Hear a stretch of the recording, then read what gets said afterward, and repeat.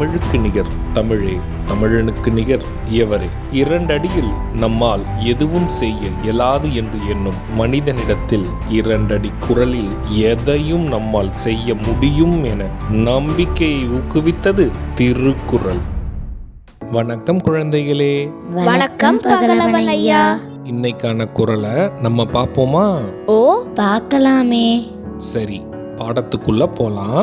இன்னைக்கான குறள் அதிகாரம் 106 இரவு. குறள் எண் 1056.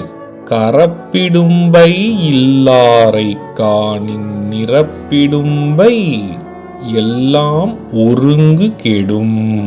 ஐயா, நீங்க சொன்ன இந்த குறளோட பொருள் என்ன?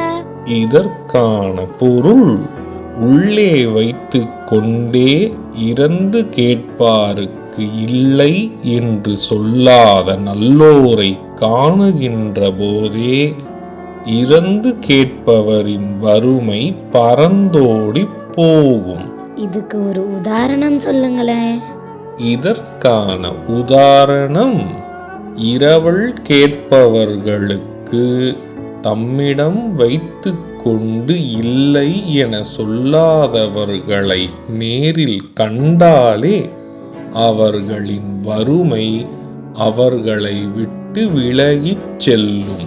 நல்ல உள்ளம் படைத்தவர்களை பார்த்தால். நான் சொன்னது உங்களுக்கு புரிஞ்சுதா தீரன், இலக்கியா? நல்லா புரிஞ்சுது ஐயா. இனி இந்த குறள் எங்களுக்கு மறக்கவே மறக்காது. சரி பசங்களா, நாளைக்கும் இதே மாதிரி சுவாரஸ்யமான குறளை பார்ப்போம். நீங்க வீட்டுக்கு போன உடனே என்ன பண்ணணும்? இன்னைக்கு நாங்க படிச்ச குறளை அப்பா அம்மா கிட்ட சொல்லி காட்டுவோம்.